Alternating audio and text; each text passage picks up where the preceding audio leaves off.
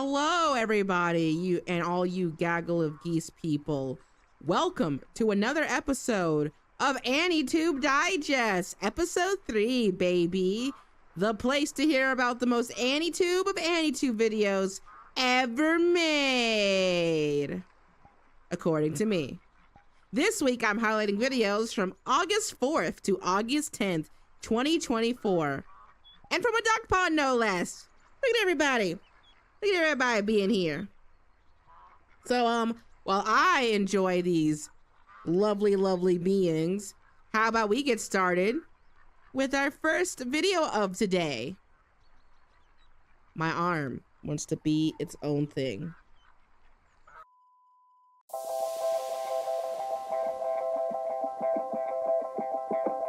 Starting off this week's lineup, I thought it'd be appropriate to highlight an important event. The end of the My Hero manga. We did it, boys! 10 whole years of... Oh god, 10 years. As anyone would have expected, people have made a ton of videos about this topic. Some in celebration, and others... not so much. Personally, I saw the ending of My Hero more positively than most, and was just looking for a video that aligned with my views. Until I came across the rise and fall of My Hero Academia from the Homie Damian. With a title like that, I originally scoffed it off thinking I knew what I was watching, but by the end, he made me have a semi-new outlook on how I see the ending. He made me question a few things. But before we talk about those few things, let me say all my non-spoiler praises of the video first so some of you dinglings don't have to worry about the spoilers. I got you. Beyond talking points, I really like his down-to-earth, chill coffee house vibe. Damian was a relaxing watch all throughout, no matter if he was talking about his opinion or celebrations for the end of the series. Because despite what the title claims, it ultimately is patting MHA on the back for making such a monumental impact on anime and manga as a whole. I agree with this sentiment, obviously, and it makes the video ultimately positive in the end, even if he had criticisms about it. That's what I love about his vibe. Not hating for the sake of hating. Also, nice shirt. I love the little pink flowers you got there. This is the perfect video to watch on a break from making videos about highlighting Anitube, so yeah. But the fluff can pause from here, because it's ending chapters talk time. This is your time to skip to the next Anitube entry if you don't want to be spoiled. Oh, don't worry, I'll wait.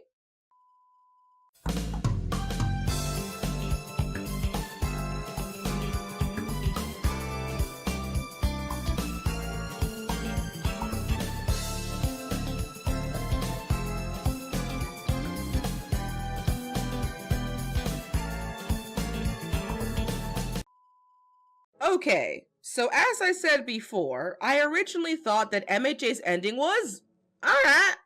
The final arc was solid, I would say. The fight scenes were cool. I also didn't care if Deku or Ochako got together, because I thought leaving it up to the fans' imaginations was just a part of the fun. No shit, Sherlock! Sorry, I agree with Damian.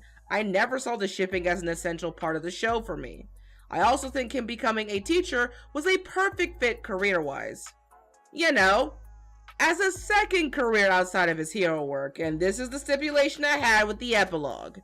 Damian made me realize that my hard carry for whether or not I would like the ending was if Deku still got to be a hero after all of this. I don't care how strong or weak he would end up being, but it was one of his truest desires in life. And after everything, and I mean everything he went through, let the boy dream. After I peeled back my contingency upon my enjoyment towards the ending, the scars started to show as I kept agreeing with Damian and asking more questions. Why did this series have to take place in only the span of a single school year? The time skip really removes our chances to tell more stories. Why did Spinner's plotline feel so added after the fact? Like, I thought Spinner was going to be an offshoot of Stain's ideologies, which he was, but it turned his whole character arc into a conflict about discrimination that I now agree feels slapped in at the last minute. And finally, is how is it fair that Deku got jack all in the end compared to everyone else in this class? Yes, he got the Iron Man treatment at the tail end, so I should be happy that Deku can now live out his desires. But even though he's the one who fought the root of all evil, he has way less fans or people revering him than I thought he would. Like, at all. You do get a few people, mind you, who do outright, adore him as fans, but never to the amount compared to his more flashier classmates. In fact, ever since the tournament arc, this has been a running theme when it came to Deku and his notoriety among the populace. It's such a weird choice, even if you want to humble your hero. Now, if I was in these circumstances of having to watch all my friends lead superhero lives while I worked at the local Sears after losing my powers, it would be hard not to feel bitter. Even if I understand thematically that it makes sense, I would still feel this way. This entire topic could be a video in itself, but I'm gonna stop here. But for being a chill vibe and making me rethink my perspective of the My Hero ending, I salute you, Damian, and all your fancy shirts too.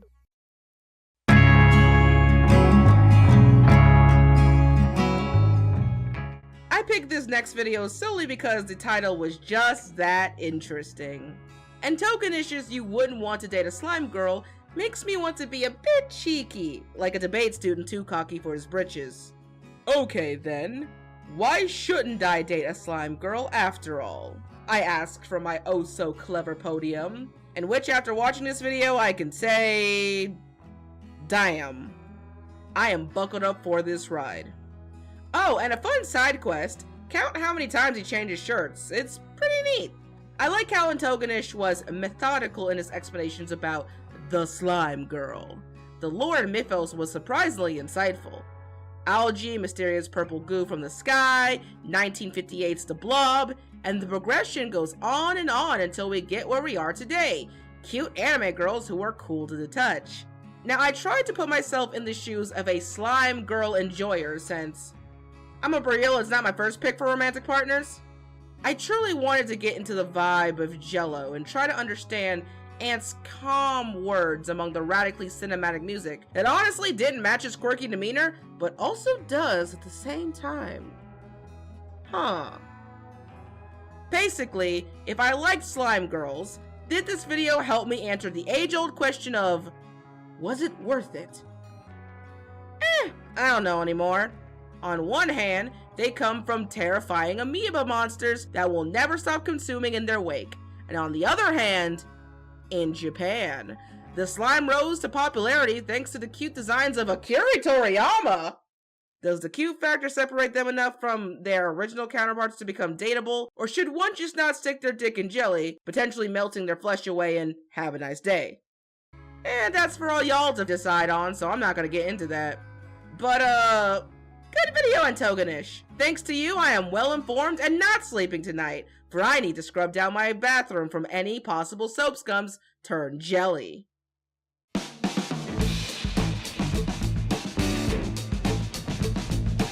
Pokemon content feels like the fence of Anitube. It's mostly about video games, but it has a prominent anime that, depending on the video, could relate to both facets of the franchise. AKA, when it comes to Pokemon content, I will most of the time count it unless the video specifically talks about game mechanics. In which this video did not, so Luka Levi, which Pokemon makes the best basketball team, was a type of video I did not expect on my bingo card.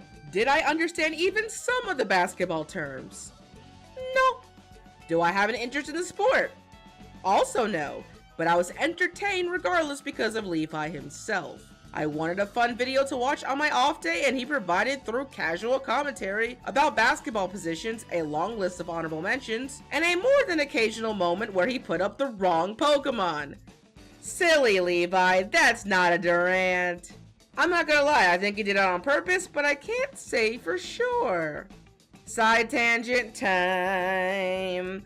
Actually, I think making intentional mistakes is a good tactic if you think about it from a creator's perspective.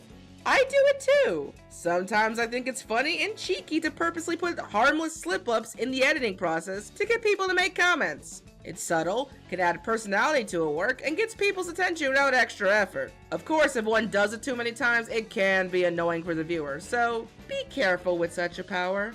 Anyway, other than that, it's pretty straightforward. I like the guy's chops, what can I say? Not everything highlighted here needs to be very articulated. As long as the impact of the video is great enough, I'ma talk about it. Now give me a moment before we go to the next video. I need to drink some wah-wah.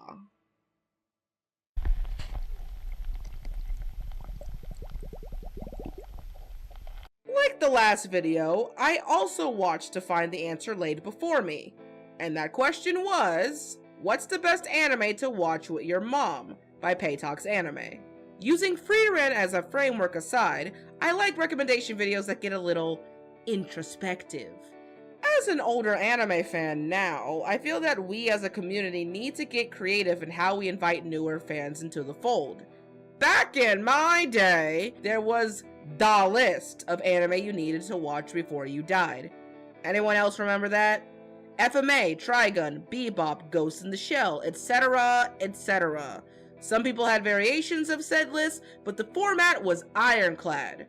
Until anime became full to its neck in more shows than one could watch in a lifetime. So it's only fair that we creators adapt to the times and recommend anime based on the needs of today.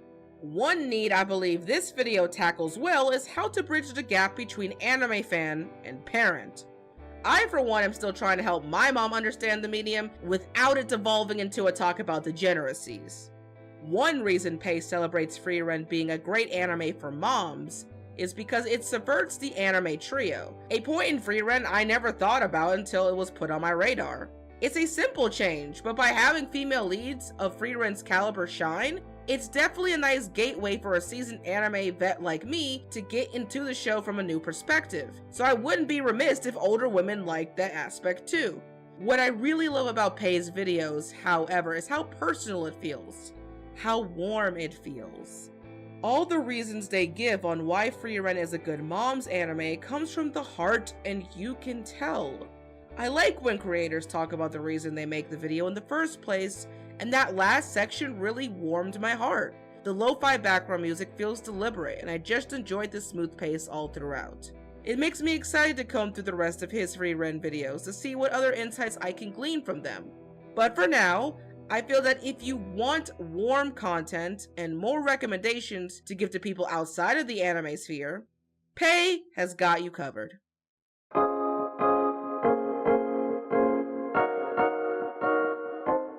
Next, we have an entry that I picked because I found the idea of Dragon Ball Z being cozy pretty adorable. And while DBZ wouldn't be the first anime I personally would pick as a cozy time, Lindoo's 7 Things I Realized About Dragon Ball Z as an Adult proves me otherwise. Anything can be cozy to the right person after all. Girl, I don't know how you did it, but you actually did a really good job convincing me on the Hercule part. Granted, I got off the DBZ train after GT, and I still think Dragon Ball is the best part of the franchise, changed my mind. But I never knew Hercule was such an important player in the franchise. I mean, I knew his friendship with Boo was really important for the Boo saga, but willingly giving his prize money to the Z Fighters, no cap? Wow, that's really cool of him. Also, being one of the few good guys who never had to be wished back must mean something, right? Regardless, I like Lindoo's overall talking points about her changed opinions, and it felt nostalgic going through the motions with her relatability. I think everyone can relate to having passionate feelings about an anime as a kid, only to have them change later on in life. For me, the anime I took a 180 towards was Hayate the Combat Butler, but unlike Lindoo's more matured feelings towards DBZ, mine aren't as cozy for Hayate's. Anywho, the only thing I wanted to praise is the part about DBZ having a plot or not. I think I'm on Lindoo's wavelength in agreeing that a show doesn't need a complex plot to be better in quality, but something enjoyable for people watching. If every anime had the plot of Monster, I think half of the community would be in the psych ward by now. So you love what you love, Lindoo. I would vibe out with your chill. Oh my god, I went this whole entry without commenting on the thumbnail. Is this the best thumbnail I have ever seen? Is it the God's Grace and Sliced Bread? No, but it's cute. Let Misfit have things. I like stick people. I don't see that often in Anitube. So thank you for giving me a giggle, Lindoo.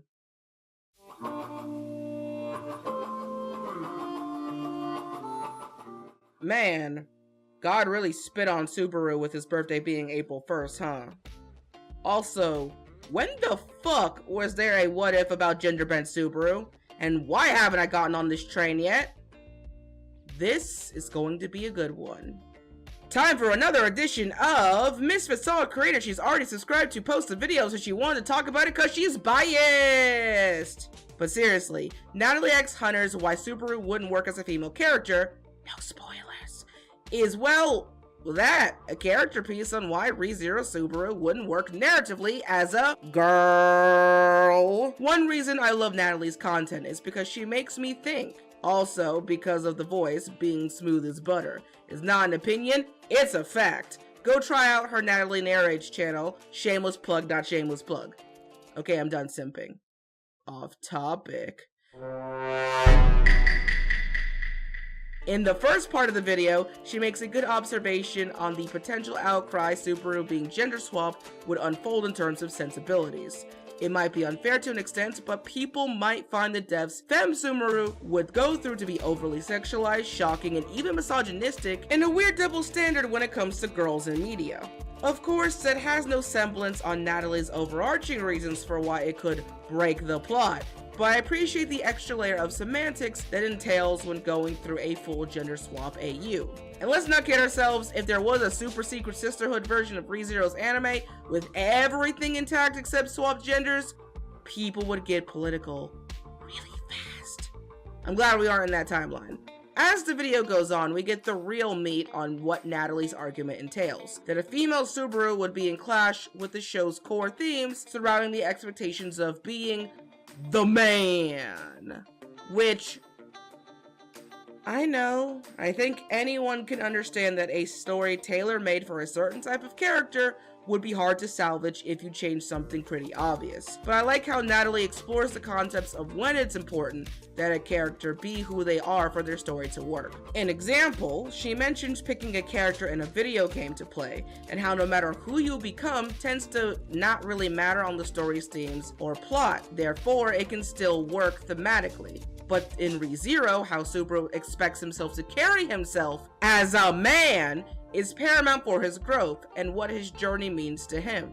In the end, she's basically saying that while some stories could be told with enough flexibility for anyone to take the protagonist spot, depending on the themes and goals of the story, a show should be tailor-made with that character in mind.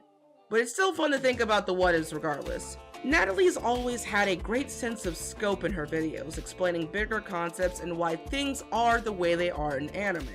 It's smart, but never pretentious sounding, so I couldn't follow along. Her videos are very approachable to me when it comes to debates, and I'm glad she explores those topics on her second channel and wish her the best.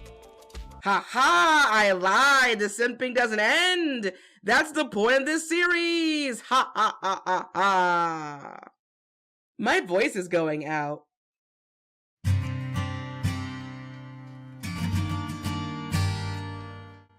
I'm telling you, the theme of today's Anitube Digest might as well be Misfit picks videos because they feel hashtag relatable to her in a given moment. And this entry is no different. In fact, Karu's "This anime exposed the dark side of being online" is so relatable in creator life that it's fucking raw. It's a video about Jellyfish Can't Swim in the Night, a girls band anime where one of the characters faces the trials and tribulations of making content on the internet. The ups and the downs. Same, brother, same. I don't know if this was because the video was short and sweet or if Karu's editing was really tight, but I felt the vibe, man. That worry that people think your videos suck. The expectation you put on yourself to post constantly. Like how I am totally not thinking that right now. Absolutely. Totally. Believe me, bro. Karu then goes on a personal tangent about how they feel about their own expectations as a creator.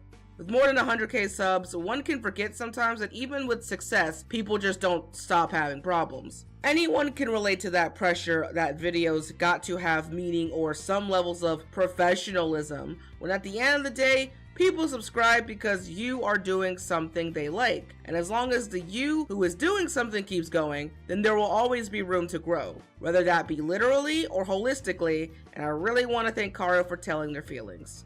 It means a lot.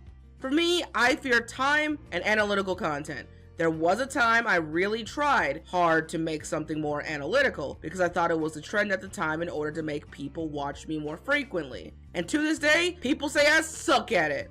And you know what? I don't disagree. I do think I suck at making analytical content, and I don't like making it.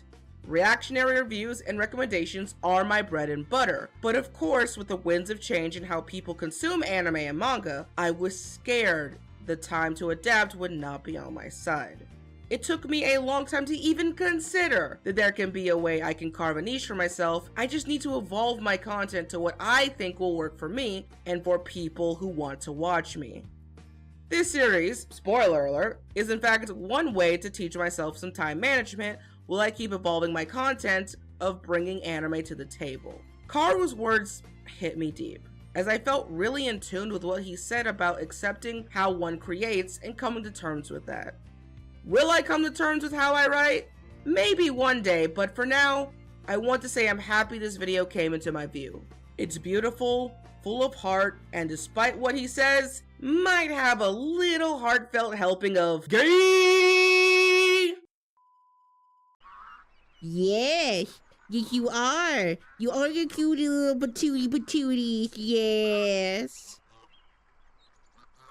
Oh, you guys are still here. Good. Because I am having a grand old time with these lovely, cutable feather friends here. So grand, in fact, that there were just a handful of videos that I thought were neat, but I didn't have time to get to them. For reasons. You know what time it is. The Sizzle Reel.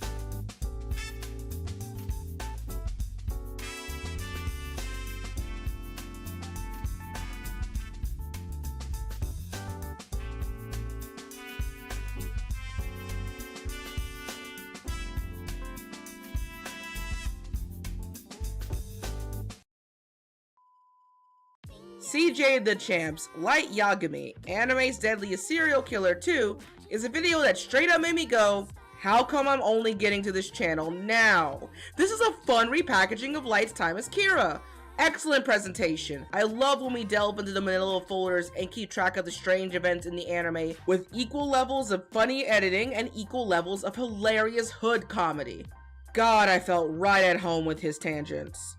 He's so fucking funny. But I'm getting a little ahead of myself. I want, no need to explain why this video deserves Video of the Week.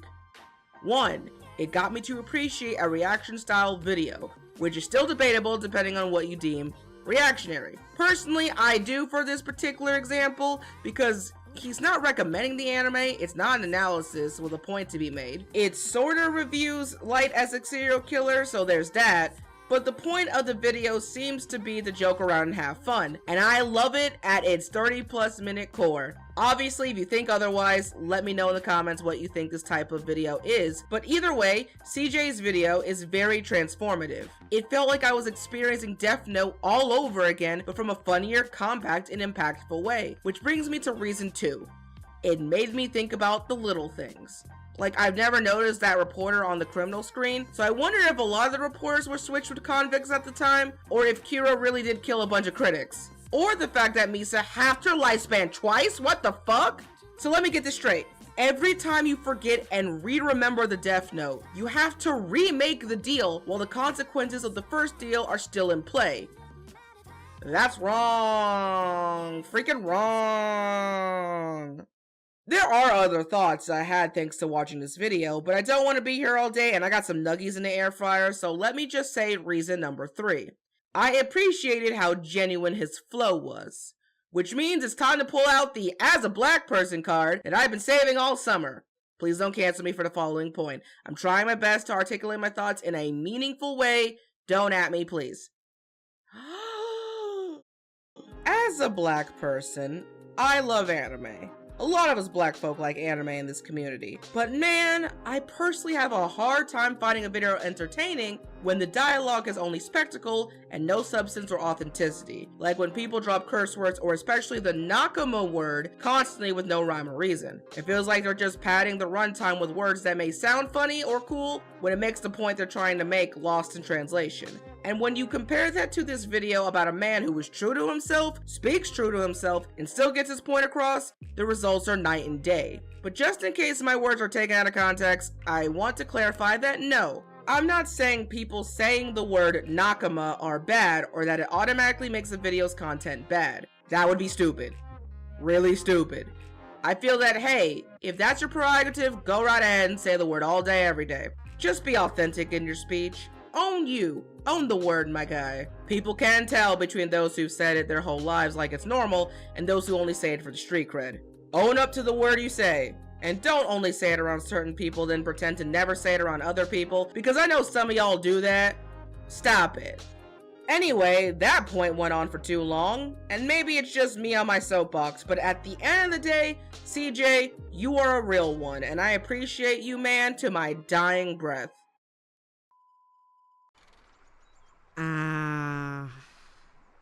What a wonderful day at the duck park.